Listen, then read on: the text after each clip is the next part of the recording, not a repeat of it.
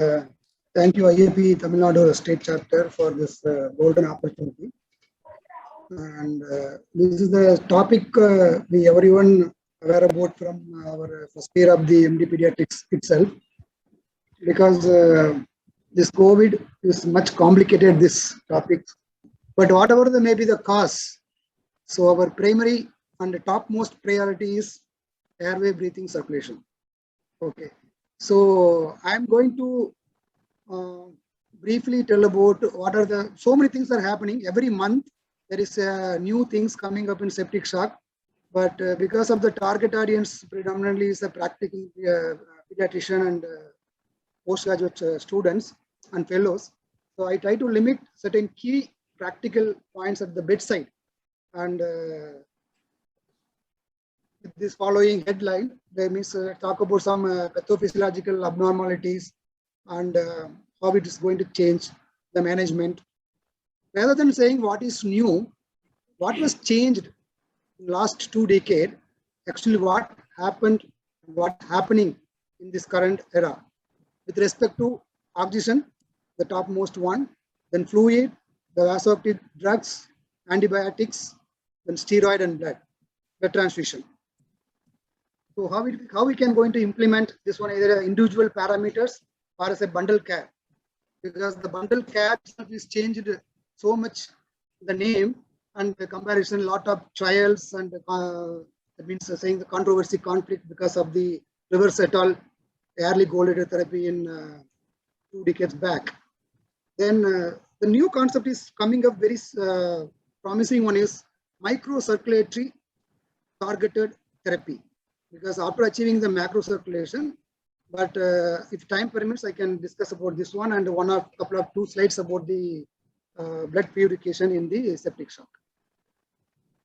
So the septic shock is nothing but simply we can say that it's a global tissue hypoxia because of the dysregulated host response to the infectious agent, and it leads to there is a huge imbalance between the delivery of the oxygen and nutrient, primarily oxygen at sea, and the demand of the given patients.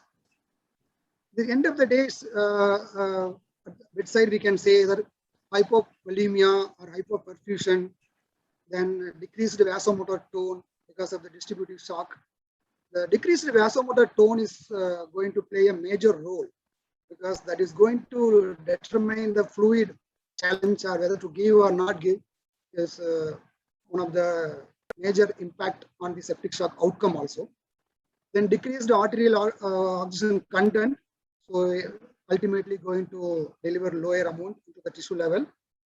And the myocardial depression, because this is one of the unique aspect in pediatric septic shock. Any child is presenting with septic shock, the conventional teaching is you should assume that child has a myocardial dysfunction unless proved otherwise. This is one of the standard teaching, one of our teacher. I want to remember Dr. Jayasri Madam, the nice article written this with respect to this pediatric septic shock in Pediatric Today journal. Still I am reading, because each time I read, I will get more ideas. Then increased metabolic demand. This leads to impaired O2 utilization because of the mitochondrial dysfunction or dearrangement, which leads to the cytopathic tissue hypoxia, and finally leading into the hypoperfusion and damage. Then because of this demand, there is a critical decreasing in the O2 delivery, which leads to the increased extraction at the tissue level, which is reflected at the bedside by, we can measure it in the terms of the either mixed venous saturation like SVO2. Nowadays we are not often using this one. We are using more of the central venous oxygenation like intrajugular vein or femoral vein, whatever this one called SVO2. So it will reach up to certain extent that the body will compensate. Once this SVO2 start to fall, we can assume that the compensating mechanism is reached at the maximum limit. So if you are not going to treat or not going to reverse at earlier, the end of the day is going to leading into the anaerobic metabolism and lactate production. So what I want to say that don't assume that normal lactate means child doesn't have a shock. Okay. So the final common pathways will be the tissue hypoxia, elevated CO2, because of the decreased utilization, that extraction will not happen, then multi-organ dysfunction and death. Let's start with airway and breathing. So the oxygen is the most important one, because in normally the extraction is independent of your supply, the body mechanism. In septic shock condition, it's become a dependent. The extraction is become dependent on your delivery. Our aim to bring back to the normal, like extraction become independent of the delivery. So the standard conventional teaching use 100% FiO2 during resuscitation. Okay, then titrate, then we changed the mode as soon as possible, titrate the FiO2 to achieve the saturation level of 94% to 98%. But we often know sometimes found difficulties in measuring SpO2 because of the poor perfusion. Saturation probe will not pick up the tracing and value. But subsequently, the advanced mechanism like signal extraction technology, that SEC technology containing the SpO2 probes can pick up the SpO2 even at the low perfusion state. Second, this leads to there is a lot of data saying that try to give high FiO2 is called hyperoxia, and try to maintain the supraphysiological PaO2 level is hyperoxemia. This leads to a lot of improvement, because it will compensate the imbalance of the delivery and supply, and because of this hyperoxemia associated systemic vasoconstriction can counteract the vasodilatation related hypotension, and it also have an antibacterial potency. But this was with 10, 15 years, they started using this, the targeting hyperoxemia. But subsequently, they found it was backfired us. There is an increased mortality and a higher serious adverse event, particularly ICU acquired weakness, because oxygen also is a drug and can cause reactive oxygen species. So leads to the acute lung injury. It will aggravate it when it can promote and subsequent distant organ dysfunctions. And the studies clearly demonstrated there is an increased 28-day mortality, especially those have a hyperlactatemia. That means the phase at which anaerobic mechanism is going on. If you give hyperoxia or hyperoxemia, you can target. It leads to increased mortality because of it will aggravate the mitochondrial dysfunction further. Second, the recent study of the published in JAMA, they try to compare the low normal PaO2 and the high normal PaO2. They found there is no difference in the organ dysfunction. That's a primary outcome. So now they concluded the treatment will usually you can use the usual oxygen target. So what can I do at bedside? In bedside, we don't have any ideal number. Okay, so because please don't chase the number. Then avoid prolonged exposure. That means particularly more than 24 hours of either hypoxemia, let's say PaO2 less than 60, or anything supraphysiological. That means either too low, too high is dangerous. Try to maintain the usual things like targeting SpO2 plus simply target 94 to 98%. Okay, but we should aware about the limitation of the SpO2 at the initial phase, and we should aware about the carboxy hemoglobin with hemoglobin. We often know that. Now come to the breathing. How can I support the breathing? Because that's very important, because almost 1/4 of the all cardiac output will go to the respiratory muscle. Is there any particular timing? No, there is no particular timing. Even look at the 2020, the surveying sepsis guideline executive summaries, and they are saying that they are not able to issue any recommendation when to intubate a child with even fluid refractory or catecholamine resistant septic shock, because that is purely the clinical description and availability of the resources and in your local protocol based one. That the NIV, the non-invasive support, particularly the high flow nasal cannula or ventilated supported NIV is coming up and promising one. But one thing is, we remember that require the careful, the frequent re-evaluation of the condition and with backup ready for the ventilation. Okay, what can you do at the bedside? Again, the bedside is before development of the respiratory failure. Okay, one can plan for the intubation, because we often know that intubation alone can aggravate hypovolemia. And because of the medication used for the intubation, like midazolam, morphine, whatever drug, it further aggravate your hypovolemia or hypotension.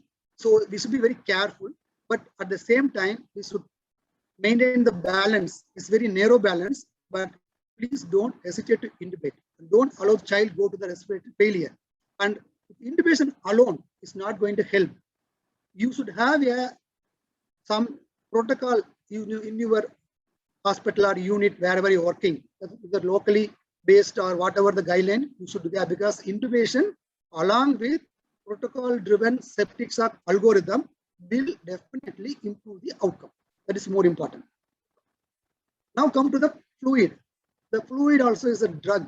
This is the concept was now clearly established. Everyone is almost agree this one because of similar to the antibiotics, nothing else. Similar to the antibiotics, drug, selection of the drug, dose and duration and de-escalation. We can simply use the concept in the fluid also.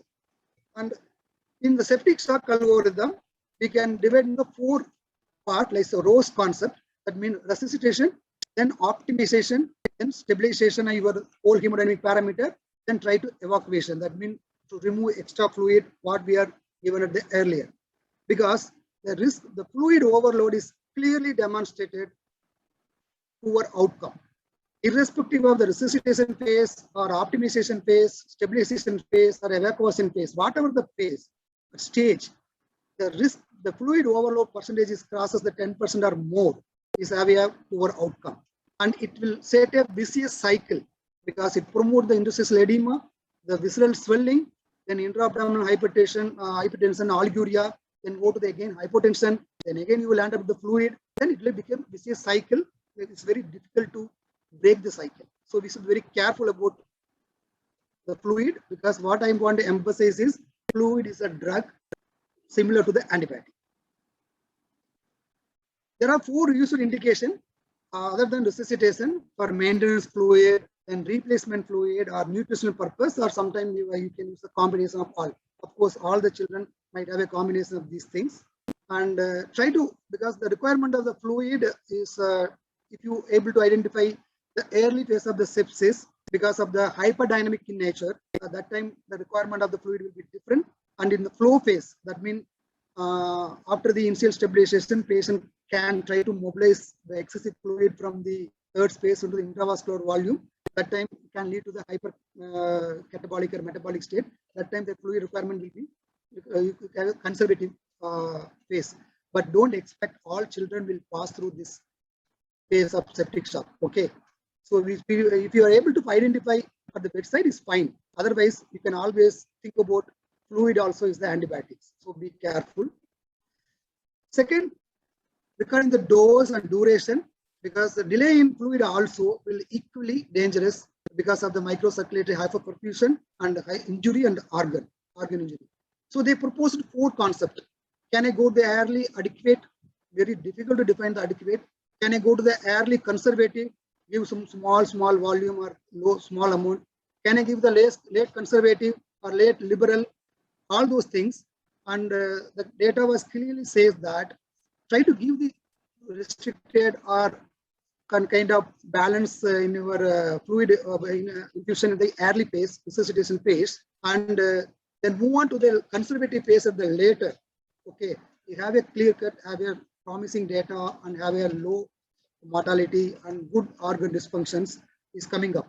Is compared to the early adequate aggressive fluid therapy, because our children more often have a underlying undernutrition or malnutrition. So we should be very careful about it. Okay. Second, come to the optimization or your evacuation phase. Try to withhold or withdraw. Okay, based on the clinical requirement. Then, if you feel that is no longer required. Second, duration. Try to, like similar to antibiotic, as short as possible. Then volume must be reduced or conservative approach, and you can adapt the conservative approach. Is really is promising one when shock is resolved. Okay, because during the first resuscitation phase, we will often push the more fluid, can lead to the hypoperfusion at the microcirculatory level and lead to the more organ dysfunction. After your optimization and stabilization phase, if your evacuation phase, If you evacuate more fluids, again, you will land up into the hypovolemia or hypoperfusion, okay, leads to the organ dysfunction. This is classically demonstrated with data. So hence, that's why the concept of microcirculatory targeted approach came up. Okay, but still is a lot of debate is going on. But this was definitely clearly established that please use judicial manner with fluid like antibiotics. That is only. Okay. Second, in our experience, in our own PICUs, almost 880 patients, we divided just simply the positive fluid balance group because we are using the restrictive fluid protocol. So negative fluid balance group is found that there is no difference in all-cause 28-day mortality, like 19.6% versus 16.8%, because our whole, the maximum fluid percentage was only 3% on either side. Okay, we are look at the overall is below 10%. So very this is what first 7 days and cumulative fluid balance. Okay, so this is within 3% with using the restrictive fluid protocol is really feasible and promising one in our low and middle income setting. So at the bedside, all the executive summary, whatever guidelines, everything is there proposing crystalloid. There's no doubt about it. The crystalloid remain the fluid of choice. The decision is based on whether I can have any PICU backup or whether child had any hypotension or not. If you have PICU backup and hypotension, think about to give either 20 ml or 10 ml per kg, and in first you can go up to 40 to 60 ml in first hour of the septic shock or any sepsis associated organ failure. If I don't have any PICU bag, no hypotension, okay, and child having only evidence of severe sepsis, something, only simply start maintenance fluid. And I don't have any bed, but child have hypotension, yeah, of course, no option. You have to give fluid in first hour. Still they are recommending all the guidelines, the clinical markers of the cardiac output like heart rate, blood pressure, capillary refill time, the level of consciousness, urine output. Look at it. Still we are at the clinical bedside markers. Okay, still we are not moving to a lot of any advanced one. So initial hour, this is very important. All the settings, okay, the need for fluid should be guided by the frequent assessment, reassessment of the clinical markers of the cardiac output. If possible, try to incorporate in the serial blood lactate level and advanced monitoring if it's available and feasible. Why we are still there? We are switching with holding on the crystalloid. What is making us to? We are not going to some normal what is called balanced salt solution, plasma light. So many things are coming up now because we know that even small difference in outcome may have a huge impact in our because the volume is more. But the recent study and data, everything says that no difference in the mortality and acute kidney injury or kidney supportive therapy versus whether normal saline or balanced salt solution. But recently they completed AIMS completed a multi-center study in our setting, and the peer reviews, they submitted the peer review. They hope to bring some other more highlight or more than this one. Because the balanced salt solution, of course, have a cost is prohibitive in major concern in our setting. And second thing is whether I can give the slow bolus or push technique. And though one paper from our Indian setting is favoring for the slow bolus, and but a lot of other technical criticism is there. But at present, all the guidelines, they're recommending the push technique for the fluid boluses is the method of choice at the bedside in pediatric septic shock. Okay. Second thing is we have a lot of talk because I'm not going to discuss in, too much about this fluid responsiveness because of the whether I should give fluid and what parameter going. I'm going to briefly tell about the different parameters are available like fluid challenge. There is any change in different cutoffs are there. Is there is any change in the stroke volume or cardiac output because it's requiring any advanced monitoring system like passive leg raising testing and expiratory occlusion and even inspiratory occlusion test, the pulse pressure variation, stroke volume variation, so many things are available. So recently they added tidal volume changes. Suppose if child have a ARDS with septic shock, we are usually follow the low tidal volume concept. Most of these parameters require 8 ml, 10 ml tidal volume. Then only these parameters are reliable, like stroke volume change or pulse pressure variation. if you keep the stroke volume, the tidal volume is 4 ml, 6 ml, look at the hemodynamic changes. If you keep 8 ml, look at the hemodynamic changes. Let's say absolute change of pulse pressure variation, something. Those patients, they have a, they will respond to your fluid challenge. So these are things are coming up, and lung recruitment maneuver also will tell about your hemodynamic status. We knows that, but we know all these parameters are available. At the same time, we should know about the major drawback, okay?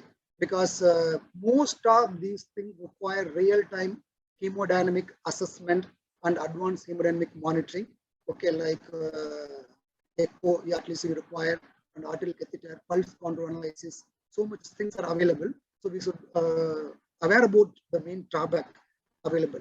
So the clinical cardiac marker and frequent reassessment stands true in the first hour, particularly in our setting. Then come to the vasoactive therapy, because where we do strain, because a lot of things, the one day when we are resident, dopamine, 5, 10, 20 like this. Then they said that no role of the low dose dopamine, only 10, 15, 20 like this.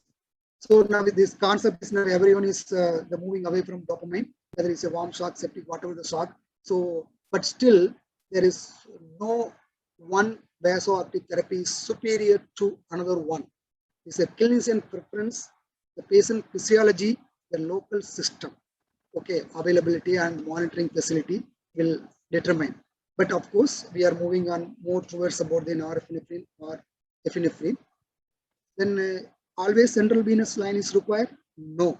The first hour we can use in diluted concentration through the even peripheral vein, even if you can try to use intraosseous route. Okay. So whether I can start simultaneously, whether I can give some fluid, I can wait for 1 hour, something that is controversial one. Even if you give order for the practical manner, it will take half an hour to 1 hour to prepare.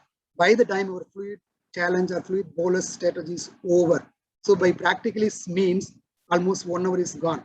Okay. Even if it is very difficult to, practically it's not possible to start simultaneously. So in this one, it's reasonable to start vasoactive infusion after 40 to 60 ml. Okay. Or if patients continue to have any abdominal perfusion, or is there any development of the concern about the fluid overload or development of the fluid overload feature. Okay. So by the time you are reaching, you can give order. It will take 1 hour. So we can say that you can start. If it within half an hour or so, if you have concern, by the time ready, vasoactive infusion, you can go ahead. Because why I'm saying is there is no pediatric data to say that when I can label fluid refractory shock. Okay. Because they told first till give fluid till development of fluid overload. Then they told 60 ml. Then now told 40 to 60 ml. So a lot of controversy is going on. All the data is primarily extrapolated to adult. So that's why the reason they changed this one. Okay, practically you can 1 hour will take. Second, can I use vasopressin inodilator? Is purely the clinician preference and clinical what you call the patient physiology. There is a new one is coming up, very quite interesting one. Like I want to mention specifically about the vasopressor sparing methylene blue, because it decreases this cyclic GMP and it will reduce it that is called vasomotor relaxation effect. And it will, the studies found that the requirement of the norepinephrine, adrenaline, dopamine is significantly less. Okay, then you can start with methylene blue at refractory phase. But in pediatric data is required long way to go. These are the other non-catecholamine vasopressor is available, like vasopressin, terlipressin, angiotensin 2, and derivative of celipressine, but none. Okay, none is found is a mortality benefit. Okay, only things are the requirement of other vasoactive drugs. Okay, significantly lower. That's it. Okay, still we need to go long way. Second, antibiotic. We all know. Start antibiotic within 1 hour. Otherwise, the every delay in hour leads to exponential increase in mortality. No doubt about it. What is the impact of the septic shock on antibiotic level? Okay, even if you give within 1 hour. Okay, the first challenge is, okay, whether I can give protein, let's say ceftriaxone, I want to give 50 milligram per kg per dose. Okay, the providing adequate loading dose, the first dose is important, Now studies are favoring, try to consider 1.5 times of your routine dose. The second challenge, how much to give subsequent doses, whether loading dose can cause toxicity. The data are clearly shows that no, there is a very minimal clinically insignificant level because of the septic shock associated augmented renal clearance and because of the vasomotor paralysis. Okay. Third challenge, optimizing further dose when clearance, drug clearance become the important. That is another require some what is called therapeutic drug monitoring that is not practically feasible. Okay. That's why the concept of augmented renal clearance is there because of increased renal blood flow. If a patient with normal renal function, you should think about the child might have ARC. Then patient with pneumonia, okay, is quite common in our setting, or head injury patient at risk for augmented renal clearance. And the second thing is, in addition to these conditions, if you have a therapeutic drug monitoring, it will help you much better. So think about particularly the beta-lactam, aminoglycoside, and glycopeptide and colistin. The first dose is called 1.5 times of the standard dose. They are really promising. The clearance, the reversal of shock, and many other parameters, but still the mortality benefits require a lot of data from the pediatrics. Subsequent maintenance dose, you should decide if you have an augmented renal clearance setting, continue the increasing dose, like 1.5 times of dose. If you have a normal renal function, standard dose. Acute kidney injury, as protocol, you can change modified dose based on the drug. If CRRT, there's another controversy, but at present they are recommending continue the standard dose. Come to the most important one is steroid. Quo vadis, that means where are you marching? Where we are going, the steroid. Because last 3 decades, they recommended high dose steroid should be given all patients. Then they said, no, there is no difference. Okay, because the rationale is the cortisol is directly decrease the reuptake of norepinephrine. It will enhance the myocardial contractility through the availability of the myocardial calcium level. Then it increases the vasomotor tone and it also modulate capillary leak. Okay, so that is another important. So this concept of relative adrenal insufficiency is quite common. So that leads to the low dose chitocortisone. And after Corticus trial, they recommended you can consider severe shock unresponsive to fluid. But the recent Cochrane review is also recommending the steroid. That means we are back to the steroid on state, particularly in COVID era, we are moving close to the steroid. Okay. Second, transfusion. We all know that there is a threshold less than 7 or 10, and but the hemodynamic stability, now they are agreed, everyone. The mean arterial BP is higher than 2 standard deviation and not requiring any vasoactive medication, at least support. That means escalation. At least 2 hours, we can label hemodynamically stable, but still we are on the same boat. 7 gram per deciliter and hemodynamically stable. Okay, is a threshold for the transfusion. Okay, during resuscitation, the American College of Critical Medicine recommending 10, but now they are moving towards 7. Okay, even the further they are moving to, they are recommending 5 to 7. Our experience, the blood transfusion, we almost we compared with the inverse probability score, that means matching a score, found that the mean threshold for first transfusion in this our cohort is 7.9, similar to the TRIPICU study, and this is more or less baseline. Even we are saying that lowering the threshold from 7 to 5 to 7 should consider, along with patient-related factors, and use of leukocyte-reduced blood cells to be considered, because this study found that blood transfusion independently associated with 28-day mortality and extended preeclampsia and mother morbidity. The microcirculation target. Sorry, Dr. Ramesh, the talk is very interesting, but we are running short of time. Yes, sir. Now another 5 minutes. 2 slides. Yeah. So rather than we are targeting, we have a lot of challenge in front of us. Okay, because video microscope is now a gold standard, not available. Okay, for all setting, and site is controversy in the sublingual microcirculation. Third, whether this intervention improve the outcome or not is a questionable. Second, blood purification. There is a upcoming one, but the important is timing, dose, duration, because it's an invasive one, and impact of mortalities data are lacking in pediatric patients. Okay. Second, vitamin C, D, timing. Okay, everything they said, they have a inflammatory markers. They have a significantly lower in this group of patient, but no mortality benefit. Okay. Second, echo is becoming now a biomarker in classification of septic shock and management. We can say whether have a hypovolemic state or a left ventricular systolic dysfunction or isolated right ventricular dysfunction. We can decide upon the treatment or selection, whether I can give fluid, whether I can go for the inotrope or vasopressor directly, it will guide us. Okay. Second, we know early goal therapy. So a lot of things changed. Everyone adapted, all the guideline adapted. Okay. And all the component, the phase they said that 1 hour component, 6 hour component, everybody said that early goal therapy. In our experience, if the place where high mortality in septic shock, the early goal therapy have a lower all-cause 28-day mortality. This is our experience. Okay. And but of course, need for inotropic support is quite high in this group. So many terminologies came up: standard care, useful care, protocolized care without SCO2. What is the actual difference between this early goal therapy? Last 2 decades only monitoring of SCVO2. That is the only difference. Okay. Second, this study is really interesting one. Blood culture, broad spectrum antibiotics, 20 ml. Okay, first our fluid bolus associated with 25% reduction in the mortality. Remain stands true in our setting. Okay, the individual component element was not associated with lower mortality. That means the bundle care concept holds true. So standard screening and locally adapted protocol is mandatory. It's not essential or recommended, it's a mandatory. And fluid is a drug. Follow the what concept of what you are using in antibiotics. Then vasoactive, we are moving away from dopamine. Okay, we all know that. The blood transfusion remain, we are following restrictive approach. Then threshold is moving towards on less than 7.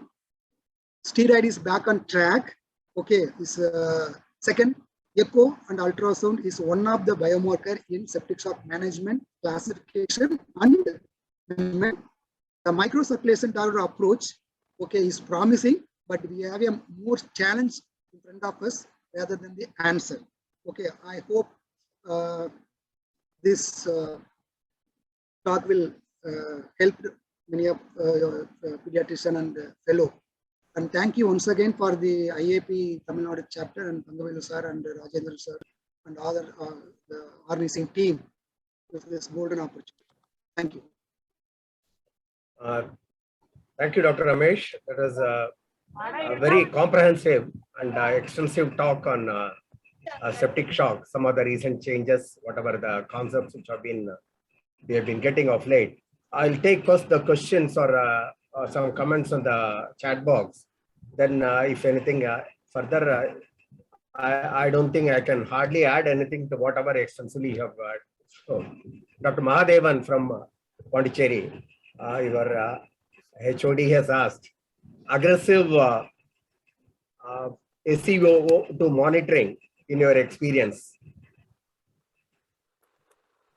Sir, SCO2 monitoring, this is one of the DM project and the place where the high mortality, because in our setting, in our many of our hospital setting, we have a mortality is really high. In high mortality setting, this SCO2 will help us to decode whether child has what is called, whether it's cryptic shock, that means microcirculatory failure shock is there or not, and whether it's an early phase of shock. This SCO2 monitoring really helpful, and whether you can use IJV or whether even IJV placement, simple, not require echo to confirm your IJV or X-rays later. Simple P wave tracing, you can place your IJV catheter, the junction between the RA and SVC, and what is called RA and SVC, and you can monitor, serial monitoring. I am recommending serial monitoring. Okay, is really helpful, because whether I can escalate my therapy, whether I can hold on my therapy, whether I can wean my therapy. This is going to guide us, because each intervention, like everything, vasoactive therapy, antibiotic, fluid, all are danger equally. Okay, so this is really helpful for my experience. Dr. And I want to thank Dr. Mahadevan sir, because he was one of the guide and co-guide, and when presenting our ethics committee, and he explained and convinced the ethics committee team saying that how this one single intervention going to help. That's why they are questioning. You can place IJV line, but you don't don't do study. But he helped at that time with a lot of his clinical experience and the need of this one. Ramesh, Dr. Sasi has asked a question regarding your anybody has used IV methylene blue and your stand on IV ascorbic acid. Sir, personally, I have not used the methylene blue, sir, and even vitamin C and other thiamine, because a lot of other logistics and other issues are there. So otherwise, this is interacting with other colleagues with outside countries and everybody. They are coming up because once upon a time we use milrinone at last. Everything go beyond our hand. We'll use milrinone. Then agreed milrinone should be used early. Similar situation we are standing. So we are everything fail. Think about methylene blue. But now they are saying that they are trying to think about a little bit early. Don't go beyond, like help up your vasoactive score and inotropic score. Our recent study is helping us. Even vasoactive score, it touches the party, the likely child going to die 75% time.